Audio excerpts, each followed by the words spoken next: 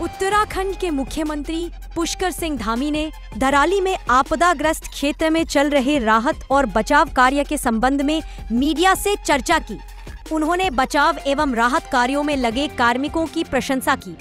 उन्होंने कहा कि रक्षाबंधन के पावन पर्व पर भी अपने घरों से दूर पूरे मनोयोग से राहत एवं बचाव कार्यों को समर्पित रहे सभी कार्मिक निश्चित रूप से प्रशंसा के पात्र हैं। उन्होंने कहा कि धराली के लोग मेरे अपने हैं, प्रभावितों का बेहतरीन विस्थापन किया जाएगा। मीडिया कर्मियों से बात करते पुष्कर सिंह धामी ने और क्या कुछ कहा, आप खुद ही सुन लीजिए। Desk report, Haryana news express.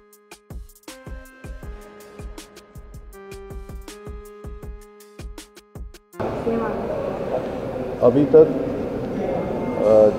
जो रेस्क्यू अभियान चला है, सभी लोगों ने उसमें अच्छा समन्वय किया है। कोशिश की है हर एक व्यक्ति को बाहर निकाला जाए, हर एक जो संभव सहायता है वो करी जाए।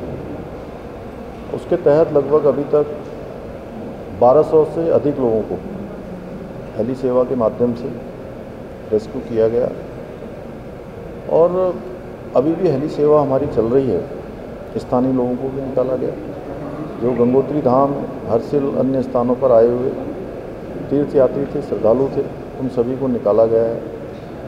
बिजली वहाँ पर रिस्टोर हो गई है। आप सबको पता है कि पूरी बिजली की लाइनें पूरी तरह से क्षतिग्रस्त हो गई थी, बिजली की लाइनें चल गई हैं। टेलीफोन सुविधा वहाँ पर सुचारू हो गई है। राशन पर्याप्त मात्रा में वहाँ पहुँच गया है। कपड़े इत्यादि सभी प्रकार की व्यवस्थाएं वहाँ जो ज़रूरी हैं सहायता के रूप में वहाँ पहुँच रही हैं। 5 लाख रुपए की धनराशि का हमने फौरी तौर पर जो तत्काल सहायता होती है उस सहायता को भी जो है हमने जारी किया है कि वहाँ पर तत्काल लोगों को सहायता मिले। लगभग 107 परिवार हैं, उन सभी को जिनके मकान क्षतिग्रस्त हुए हैं, जिनके कोई लोग उसमें दिवंगत हुए हैं, उन सभी को ये सहायता हम लोग कर रहे हैं। सड़क मार्ग मंगल या बुधवार तक बन जाने की पूरी संभावना है। पहली ब्रिज जो हमारा लिमचा गाढ़ है उसके पास, गंगनानी के पास, उसको रिस्टॉल करने की प्रक्रिया चल रही है और वो अंतिम चरण में है। आज रात तक वो शुरू हो जाएगा। कुछ एक पैदल यात्रियों के लिए शुरू हो गया है और गाड़ियों के लिए भी जल्दी शुरू होने वाला है। हमारा हर संभव प्रयास है कि सबको निकाला जाए और हमने सभी अधिकारियों को कहा है कि भवनों के नुकसान के लिए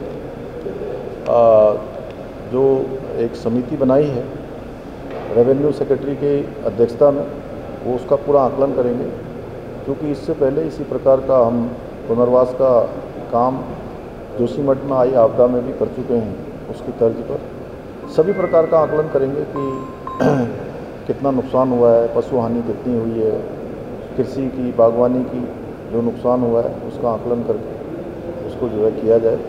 और हमारा हर संभव प्रयास है कि हर एक आपदा पीड़ित को पर्याप्त सहायता मिलनी चाहिए, हर प्रकार से उनकी सहायता होनी चाहिए। उसमें किसी प्रकार का भी कोई भी जो है ढीलावाली नहीं होनी चाहिए। सारा आकलन करके उसको जल्दी से जल्दी करना है। और ये समिति जो बनाई है वो 1-2 दिनों में धराली क्षेत्र का भ्रमण करेगी, जल्दी से जल्दी समिति जाएगी, अन्य आकलन भी करेगी और इस प्रकार की जो आपदाएँ जो हमको प्रत्येक वर्ष किसी न किसी रूप में इनका सामना करना पड़ता है, इनका आकलन करने के लिए कुछ हमारे महत्वपूर्ण जो संस्थान हैं जो इस क्षेत्र में धारण क्षमता से लेकर पर्यावरण के क्षेत्र में आकलन करते हैं, उन सभी से बात की जा रही है।